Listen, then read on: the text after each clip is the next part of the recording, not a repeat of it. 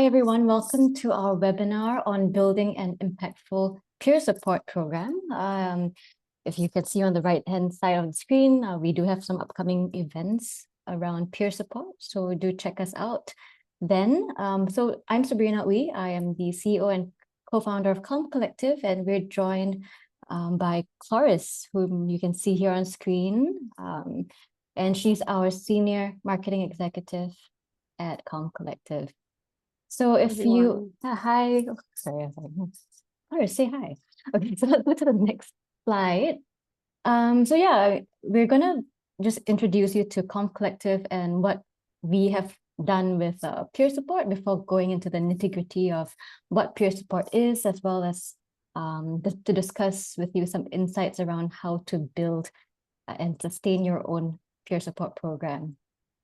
So at Calm Collective, we have been around since the pandemic when it started. We also started in 2020, and our mission is to normalize mental health in Asia, and we do this by enabling communities across Asia to support their own mental health through content, programs, as well as training. So you can see here on the right, on the bottom right, actually, we are supported by over 200 plus volunteers as well, beyond our core team and advisors. And you might have also seen some of our illustrations on social media like Instagram or LinkedIn. So to just share more about our team, you can see myself and Cloris here up on screen. We have our consulting and program management team that also includes my co-founder, Alyssa Reynoso. We also have Dr. Candice Schaefer, who sits in Seattle, and she used to lead Twitter's global wellness initiatives, and she's also a clinical psychologist. And we also have the Avengers of mental health, our mental health advisors, clinical psychologist, Dr. Karen Poo, Dr. Ben Shimin, and we also have counseling psychologist, Jolene Lee. All right. So yeah, how did we begin with peer support? We have actually started our in-house peer support program in July 2021. The big reason behind starting this peer support program was that we had seen that a lot of people had been interacting with our content, whether on Instagram, through our illustrations, through our blog, or through the talks that we had done. And many people within our community had expressed interest in actually connecting with each other to be part of that mental health conversation. And we've seen a lot of impact since. Our program is also supported, vetted, and endorsed by the National Youth Council in Singapore, as well as the Singapore Mental Wellbeing Network. And leveraging what we've learned from our own in-house peer support program that's still running, we've also helped our partners start and sustain their own peer support programs, both in the community as well as in the corporate world. So in the community, we've brought it to lots of different communities in Singapore, including Limbang, as well as Chengsan, Seletar, Northwest CDC, all the different grassroots organizations in Singapore. And within the corporate space, we've worked with clients like Spotify, as well as Taylor & Francis. All right, I'll hand it over to Cloris to share more about understanding peer support. Thanks, Seb. So before we jump into building and like the core building an impactful peer support program, let's first understand what peer support is. Peer support is a form of informal care where individuals with shared experiences offer each other understanding, empathy, as well as encouragement. So when we think of mental health care, we usually think of professional help, like seeing a psychiatrist, going for therapy or counseling. And usually those sits at the top of this WHO pyramid, which is the optimal mix of services for mental health. And where peer support sits is right here under the informal community care. Peer supporters are also often known as mental health ambassadors, mental health first aiders, well-being champions, as well as well-being advocates. But often their main role as a peer supporter is to provide that emotional support. And also in many cases, they play an advocacy role where they promote a culture of well-being across organizations or communities. Now, peer support can also take various forms, and that includes group support, one-on-one support, or even just like a casual conversations, and they can be online and offline as well. And you see that with our Calm Circles program, so we have them online and offline as well. So now that we have this basic understanding of what peer support is, let's look into how does peer support help contribute a resilient workforce. Now, looking at the benefits of it, instead of waiting for mental health issues to arise and then addressing them reactively, peer support programs take a more proactive stance by creating a supportive environment where employees or individuals can connect, share, and then receive help even before their problems escalate. And this creates that psychosocial support for individuals.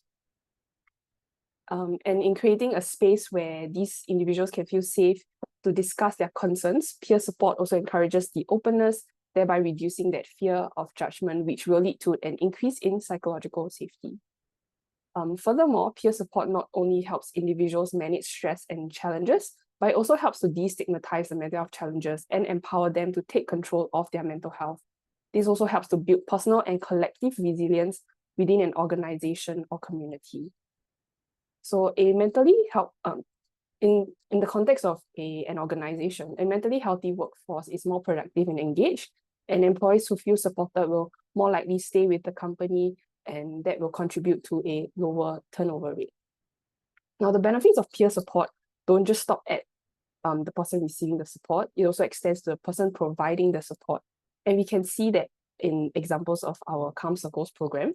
So one of our facilitators has shared that being a facilitator has shown a light on new perspective to understanding mental health and provided them with space and techniques to better manage their mental health. And this person has since then paid it forward by contributing further to the community.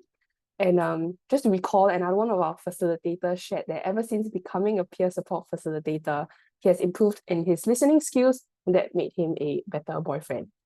Okay, so now moving on to like the participant part. So Calm Circles have also been an avenue for people to turn to as like a first step to seeking help, maybe a stepping stone, and for them to feel less alone in their struggles and destigmatize the mental health challenges that they are facing. We also lower the barrier of seeking professional help. So one of our participants shared that the biggest takeaway from the session was that it made me feel that I am not alone. I am not the only person who may encounter a similar predicament, and I am especially happy to have met many like-minded individuals. Now, it is important for us to continue providing that safe space for conversations to support mental well-being because according to the National Population Health Survey conducted by the Ministry of Health in 2023, among Singapore residents aged 18 to 74, 78.4% of them were more willing to seek informal help from their support networks when they were unable to cope with stress. So this indicates a stronger preference for informal support over professional assistance. So this leads us to our next question. How does peer support fit into the mental health care ecosystem? To understand that, let's first take a look at the mental health continuum. So all of us, regardless of whether we're diagnosed with a mental health condition, we are all somewhere on this continuum. When we're thriving and surviving, self-care and social support will usually be sufficient to manage our mental health. However, once we start heading towards the struggling or crisis zone, we may need additional support from professional care. Now, peer support does not replace professional help, and in fact is meant to complement these formal mental health resources such as EAPs or in-house counseling. And the role of a peer supporter is to act as a bridge, and so they first provide that initial emotional support, and then they also act as a signpost or a guiding these individuals, linking them towards professional services or maybe even other mental health resources that would be useful to them. And the key here is to knowing the boundaries of peer support, and they focus on listening and offering guidance, and these peer supporters are not being trained to diagnose or treat mental health conditions. Now that we understand what peer support is and how it works, let's move on to the main reason why we're here today. So I'll hand the time back over to Sabrina, who will share a bit more on how to build an impactful peer support program. Thanks, Chloris. Thanks for setting up this part so well. So yeah, I think just going into really thinking about how to build this peer support program, right? It's still something that's pretty new across the globe as companies have shifted their attention towards mental health since the pandemic started, or even in the middle of it. So going into the next slide, we want to explore some common pitfalls or some common questions faced when starting and sustaining a peer support program? So these are questions that we have encountered time and time again in the various conversations that we've had with various clients, with various folks that we're talking to about peer support. So, when it comes to starting a peer support program, we get questions like, okay, who should be a peer supporter? Is it just random volunteers within my company? Is it the managers? Do I identify them? Who should be part of this program? And then another question that comes up is really around how to prepare these peer supporters through training. What training do they need? Do they even need training, right? And then the other part is around, okay, so we've trained them, but then what if this person finds themselves out of their depth? What happens next? Who might they refer this person to? And when it comes to sustaining the peer support program, questions that we get are around how to ensure the continuity of the program. Oftentimes we see organizations or communities train people and then nothing happens after that.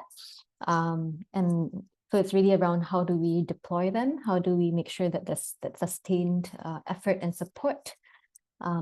And then other questions that we get is also around safety. How do we ensure that the peer supporters are adequately supported?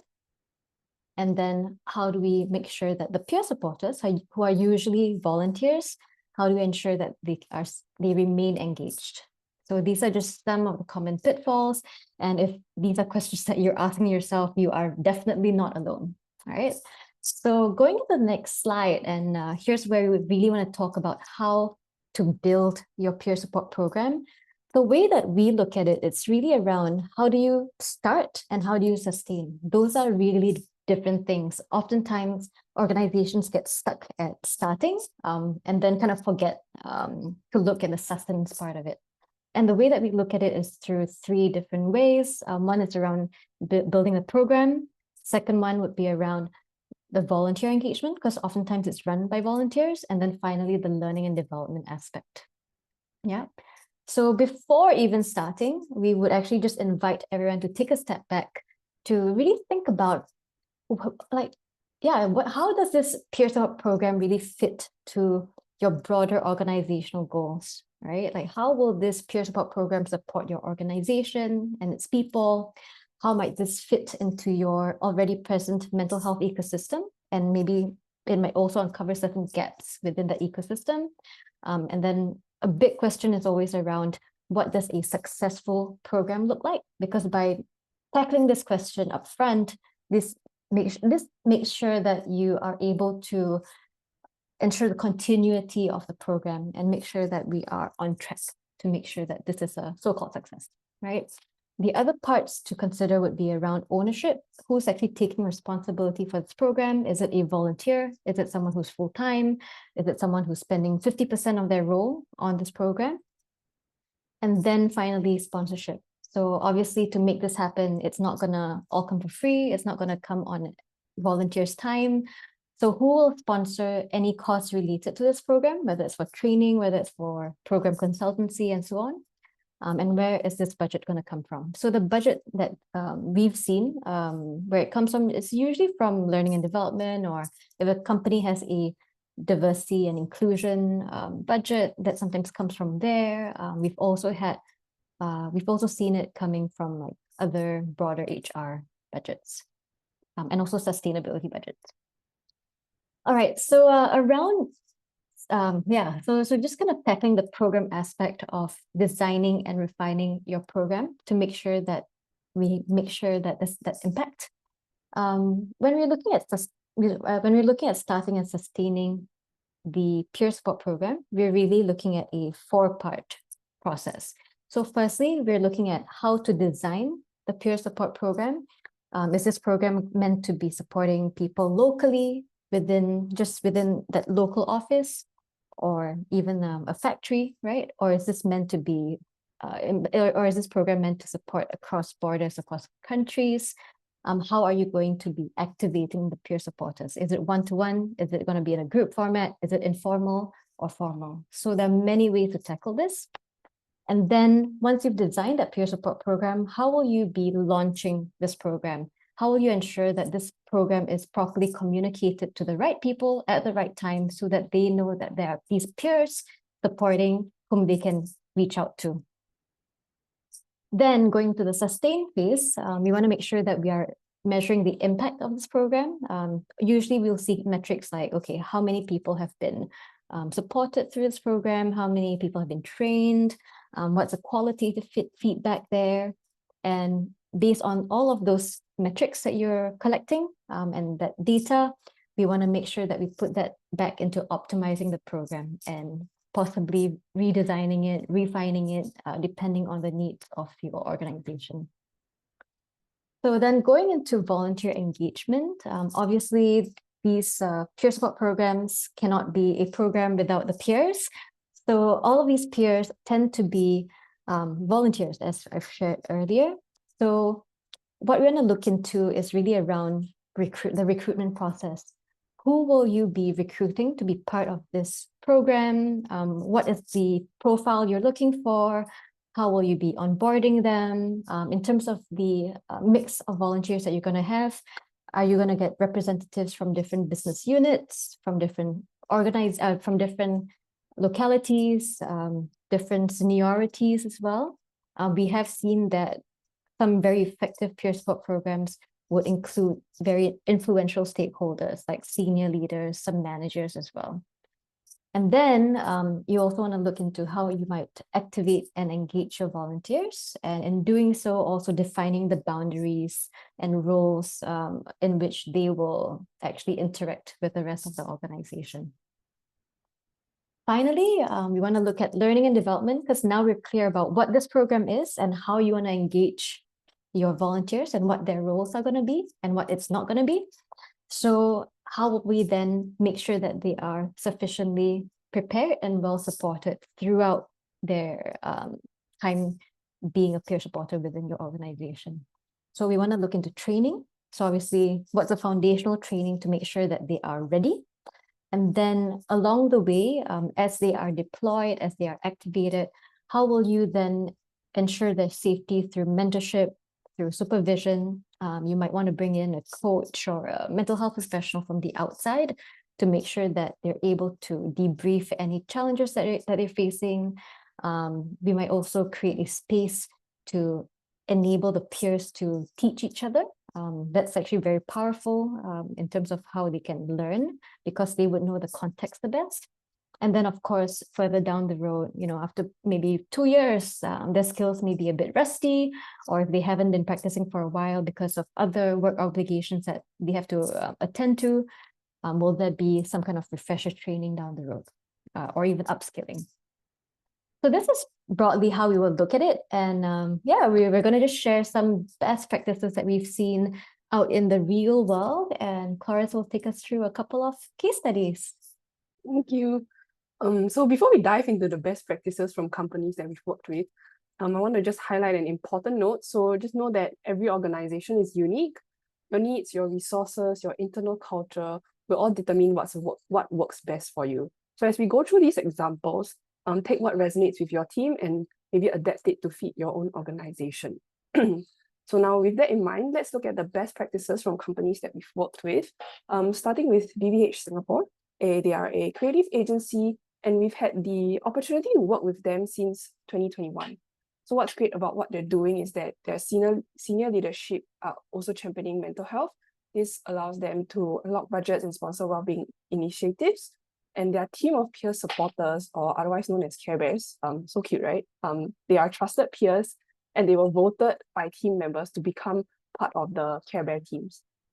So we also worked with them to train their managers and Care Bears with key peer support skills. Some of the training we've covered with them also include basic psychological first aid, as well as like empathy and compassion, and those form like the foundation for psychological safety. These Care Bears are also given dedicated coffee budgets to arrange for any private one-on-one peer support sessions for any of those who need that support. And then on a more regional level, we've worked with Taylor & Francis. They are a publishing company, and they've got a dedicated team for regional mental health initiative with sponsorships from HQ, and their mental health first aiders are available across countries, business units, and including it like different levels, and they even have mental health first aiders in their senior level as well. So they also make good use of their intranet to promote their mental health first aiders as well as any mental health resources that they have.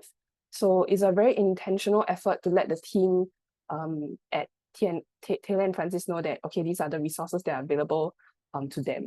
So we first trained their mental health first aiders back in 2022, and this year, to ensure the continuity of the program, we ran a refresher training with them back in August.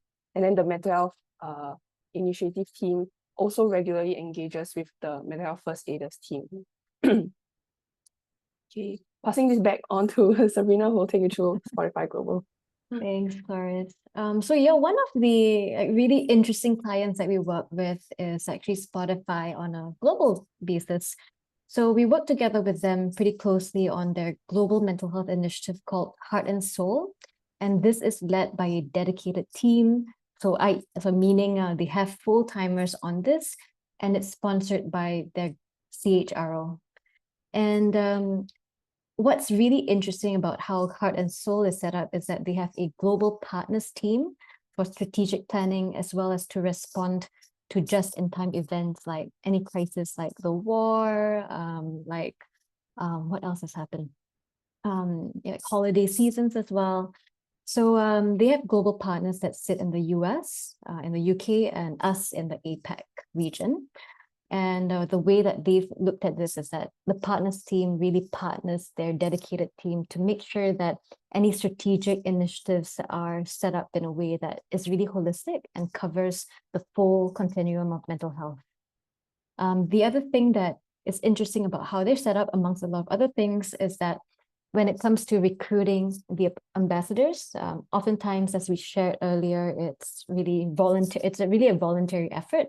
So one of the requirements there is to ensure that the volunteers or the ambassadors for Heart and Soul receive the approval of their managers before they volunteer.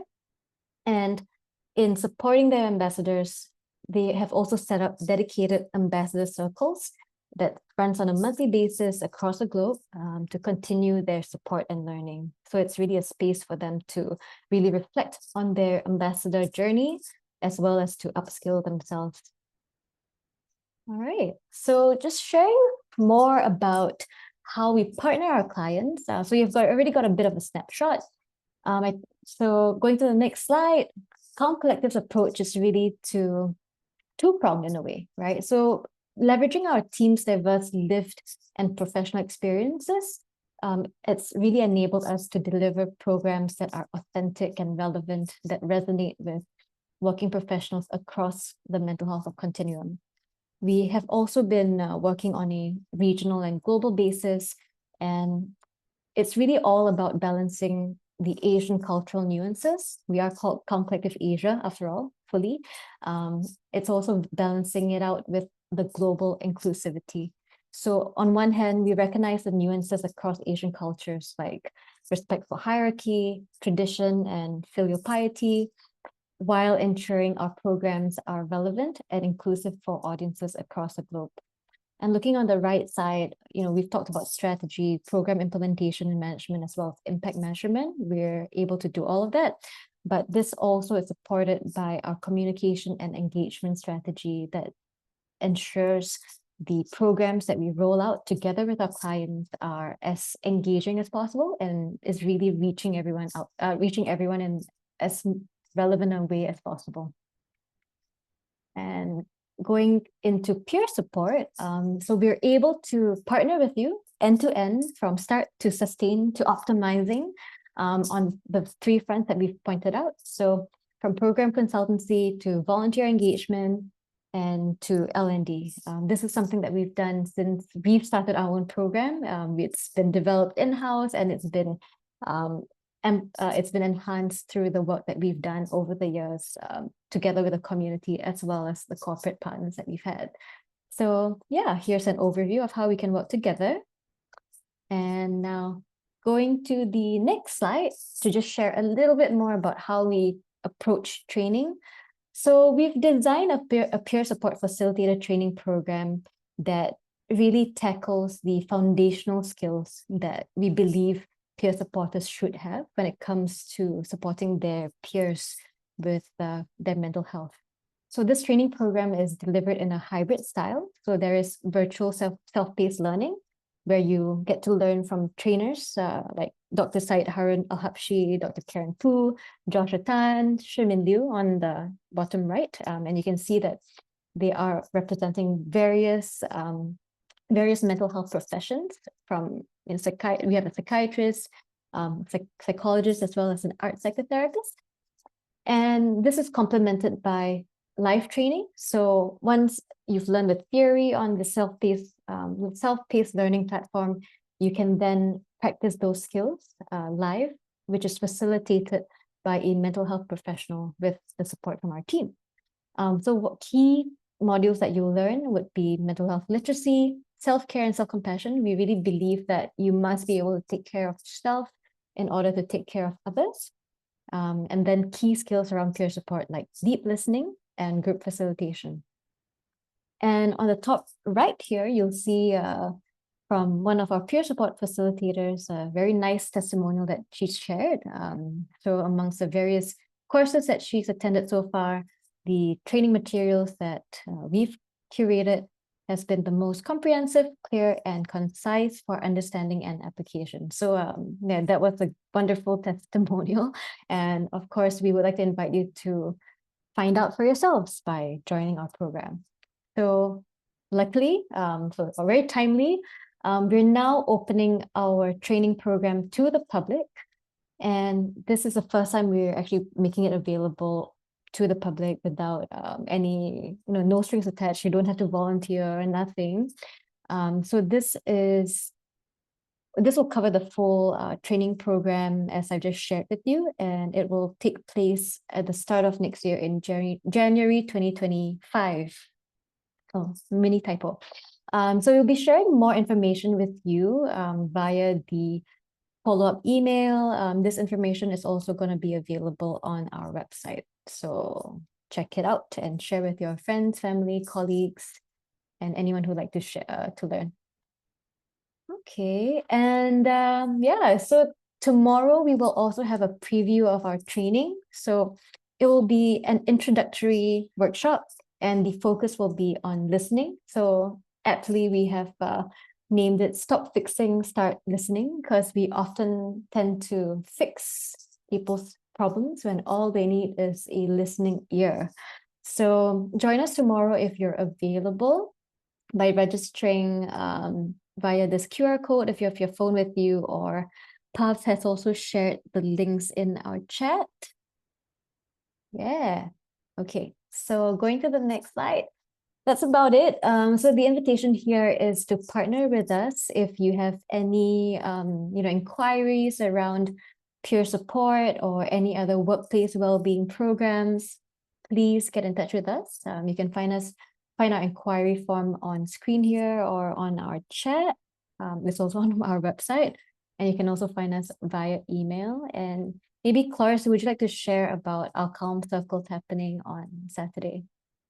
Yeah. Oh, so okay. So this is our Calm Circle. So if you are based in Singapore and you want to experience what like peer support is like, you can join our in-person Calm Circles. It's happening at Marymount CC. This is in partnership with the Marymount Youth Network. So the facilitators that will be supporting this event, they've actually all gone through our peer support facilitator training. I think they completed their training in August. So now they've done practice. They've practiced with us through the live training, and now they're putting their skills to use by supporting their community.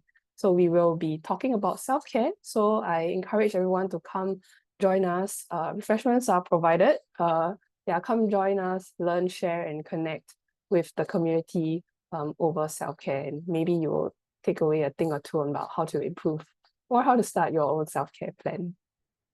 Yeah, thanks, Cloris. And last call to action is to stay connected via Instagram, LinkedIn, Facebook, and Telegram. We're on all these channels, not so much on TikTok, because some of us are millennials.